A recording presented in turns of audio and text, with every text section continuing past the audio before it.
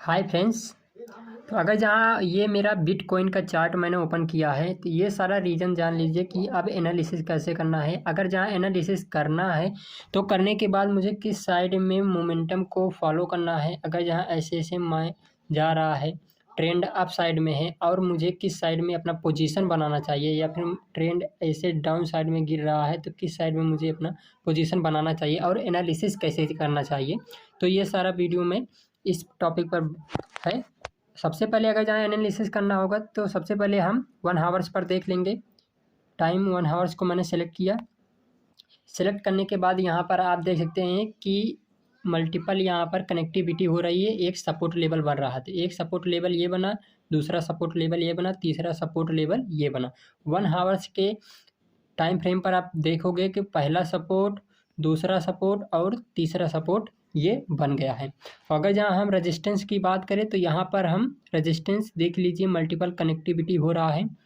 First 1 2 3 4, एक पाँचवा यहाँ पर हाई ब्रेक कर चुका है। तो रेजिस्टेंस में यहाँ पर पहला रेजिस्टेंस, दूसरा और तीसरा, चौथा, ये वाला पाँचवा। तो 1 घंटे के टाइम फ्रेम पर अगर जहाँ हम देखेंगे तो यहाँ पर 5 रेजिस्टेंस बन रही, लेकिन अगर जहाँ हमें सपोर्ट को लेना है तो यहाँ पर 3 ही बन रहा है। तो सबसे पहले इसको करेंगे क्या, यहाँ पर मैं ट्रेड लाइन मैंने यहाँ पर खींच देता हूँ। सबसे पहले ये हुआ, मैंने ट्रेड लाइन खींच दिया एक, ठीक। 1 हावर्स पर खींचने के बाद अब मैं 30 मिनट के टाइम फ्रेम पर आ जाता हूँ।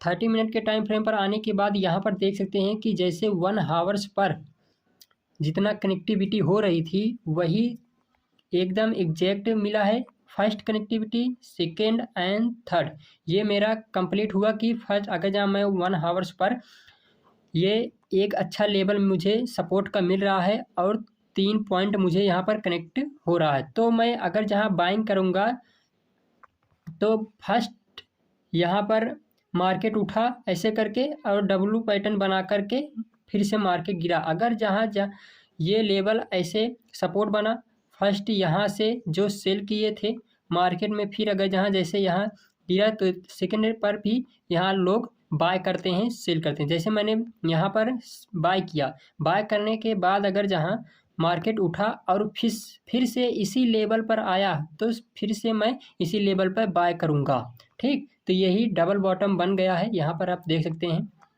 बनने के बाद अब मैं आता हूँ 15 मिनट पर। 15 मिनट के टाइम फ्रेम पर आता हूँ तो यहाँ पर देख सकते हैं कनेक्टिविटी अच्छी है इसका। यहाँ पर ये वाले ये ऑप्शन देख सकते हैं, एक कनेक्टिविटी यहाँ पर है और दूसरा यहाँ पर है।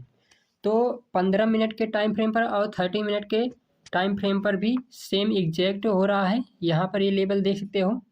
तो मेरा सबसे पहले अगर जहाँ मुझे बाइंग करना है तो मैं सपोर्ट को ढूंढूंगा। सपोर्ट ढूंढने के बाद ही मैं ऊपर जब मार्केट जाएगा तो कहाँ तक मुझे फिक्स करना होगा कि मैं मार्केट अगर जहाँ जा रहा है तो कहाँ तक जाएगा। तो ये सारा एरिया बन रहा है रेजिस्टेंस का। एक एरिया बना, 2 बना, 3 बना और ये 4 बना। 4 के बाद अब मुझे अगर जहाँ ट्रेड लगाना है तो मैं 5 मिनट के टाइम फ्रेम पर आऊँगा। 5 मिनट के टाइम फ्रेम पर आने के बाद सबसे पहले हम एनालिसिस करेंगे कि मिनी एनालिसिस, कि अगर जहाँ मेरा 5 मिनट के टाइम फ्रेम पर एनालिसिस करने के बाद ही तब मैं ट्रेड लगाऊंगा। तो यहाँ पर आप देख सकते हैं मार्केट ऐसे डाउन साइड गिर रहा था, गिरने के बाद ये डब्लू पैटर्न दिया और यहाँ से ऐसे निकल गया। तो मैं अगर जहाँ ट्रेड लगाऊंगा तो इसके बेस पर लगाऊंगा कि सबसे पहले यहाँ पर सपोर्ट बढ़ रहा था और इस एरिया में मुझे एक बाइंग कैंडल दिखनी चाहिए, जैसे हैमर हो गया, ठीक, हैमर हो गया और यहाँ पर हैंगिंग मैन हो गया, या फिर मारूभुजू का एक इंगल्फिंग कैंडल हो गया, वो भी बाइंग साइड का। तो अगर जहाँ ट्रेड लगाने का ऐसा ही होता है तो सबसे पहले यहाँ पर ट्रेड लगाने के लिए लेवल ढूंढना पड़ता है। अगर जहाँ लेवल आपका एकदम सही है और उस पर एक रिवर्सल कैंडल बन रहा है तो समझ लीजिए बहुत ही अच्छा मोमेंटम मिलेगा। तो यहाँ पर मैं दिखा सकता हूँ, ये वाला मोमेंटम देख सकते हैं। एक इंगल्फिंग कैंडल बनी है, इंगल्फिंग कैंडल बनने के बाद सेकंड कैंडल रिटेस्टिंग किया, रिटेस्टिंग के बाद यहाँ पर एक डोजी कैंडल बन गई है।